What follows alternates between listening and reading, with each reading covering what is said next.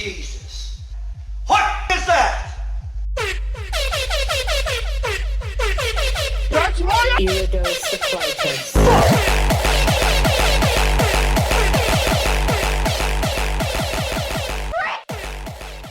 Welcome back guys to another video. Before watching this video, remember to smash that like button. While you're at it, might as well subscribe if you have not already and ring that bell icon to be notified whenever I upload another banger of a video. It hurts my heart to know that most of the people who watch my videos are not subscribed to my channel. Believe it or not, statistically speaking, there is a 99% chance that every single one of you watching this video right now isn't subscribed to my channel. How wild is that? Subscribe already. From the title of the video, you all probably know what this video is going to be about. And you all probably already went down to the comments to spam simp. I am not a simp. I merely wish to discuss one of the most recent incidents of this plague. We all remember last year's censorship and controversy surrounding Hong Kong, don't we? You sports fans had the NBA fiasco, while you wannabe sports fans had Blizzard's controversy. Chinese censorship here in the US comes to no one's surprise, let's be honest, gotta get those easy China bucks after all. However, I don't care to talk about the obvious here. I want to talk about something far more serious. Yes, I want to talk about the recent Cover Taiwan incident. For anyone who does not know anything about the topic I'm about to discuss, I will try my best to do a quick rundown. Here it goes. VTubers are essentially internet personalities who stream videos using a 2D or 3D model rather than the real faces, making for interesting content. There are countless of independent VTubers, and there are also corporate VTubers under certain agencies, Hololive Production from the Cover Corporation being one of those agencies. This agency flourished mostly due to its initial success in both the Japanese and, you guessed it, the Chinese markets. Now, some companies that like to pander to the Chinese market support the One China policy, which basically asserts that Taiwan does not exist. Unfortunately for two of Hololive streamers, Kiryu Koko and Nakai Hato, they mentioned the T-word during a stream of theirs as they were analyzing their channel's analytics. Since the T-word is treated as a separate nation, it was listed among the statistics, and both Koko and Hato made the mistake of uttering the forbidden word. Cover, in an attempt to deal with the massive backlash they received from the Chinese, decided to suspend Koko and Hato for 3 full weeks. That meant 3 weeks without any interaction with fans in any social medium, Reddit, Twitter, Bilibili, and the very website you're watching this video on.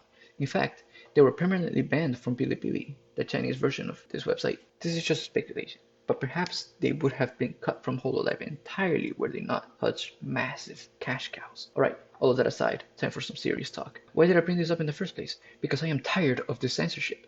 If I want to say the T-word, I should be able to say the T-word. What is this Orwellian nightmare we have all woken up in? Why would I limit my vocabulary and censor the T-word just to protect the fragile feelings of some people? But NXT, educate yourself on the history of the word, bigot. I know all about the history, okay? It's not like we are reminded of it every day through the mainstream news, publication, and countless of other mind-controlling media. Hear me out here. Every time I am with my friends, perhaps during a sleepover, or a simple rendezvous at one of our houses to play video games, and I let the T-word slip, they gasp in awe and look at me in consternation. But why? Their baffled responses every single time are, to me at least, a clear and painful example of rule of the majority. According to the super mega genius John Stuart Mill, a renowned philosopher, the tyranny of the majority is among the evils against which society requires to be on guard. For the will of the people practically means the will of the most numerous or the most active part of the people, and there needs protection against the tyranny of the prevailing opinion and feeling. Is there even a better example of this than the authoritarian vanquishing of free speech regarding what the majority has been indoctrinated into believing is the evilest word? When looking at the market, organizations seem to regard the Chinese as the majority, whether in a monetary sense or otherwise. The point being, people like you and I are seen as the minority, as the less important, as the expendables. Therefore, we are subjected under the tyranny of the Chinese. We are the ones who have to suffer. And all for what? All this silencing to what mischievous aim? Before I continue and answer the question that undoubtedly has left you on the edge of your seats, I would like to remind you all that this video is sponsored by Inaudible, a website where you can find all the books you could ever wish for, ready for you to rent at any time. Just choose your book, order it, and enjoy reading it whenever it finally arrives right at your doorstep. I recommend getting On Liberty, Utilitarianism, and Other Essays, a collection of 4 wonderful essays by the one and only John Stuart Mill, edited by Mark Phillip and Frederick Rosen for our reading convenience and pleasure. Of these essays, my personal favorite is On Liberty, which touches on many of the topics I only briefly paraphrased and quoted. Make sure to check the website out and use promo code T-word for a free 2-day trial. Wow, now back to the video. The same Mill also proposes that the sole end for which mankind is warranted, individually or collectively, in interfering with the liberty of action of any of their number is self-protection. that the only purpose for which power can be rightfully exercised over any member of a civilized community against his will is to prevent harm to others. This is known as the harm principle and is basically what we accept whenever we hear about freedom of speech, unless when yelling bomb on an airplane or fire at a movie theater, freedom of expression, unless when the expression is the destruction of other people's property, and freedom of assembly, unless there is a pandemic going on. You get the point. The harm principle is nothing foreign. What harm am I invoking by merely uttering the T word in the comfort of my own home or the home of my friends? It's not like any of my friends are Chinese anyway. Why should they care if I say the word?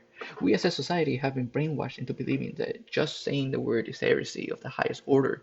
So whenever somebody says the word, all hell seems to break loose, regardless of whether in an educational setting, private setting, humorous setting, or violent setting. This is atrocious. This authoritarian limiting of such harmless speech has no place in a civilized community. Would you consider the Chinese civilized? Then why do we all accept this as a norm? Do we like limiting our potentials that much? That is why I want to conclude this video by saying the word loud and clear in protest of this unjust authoritarianism.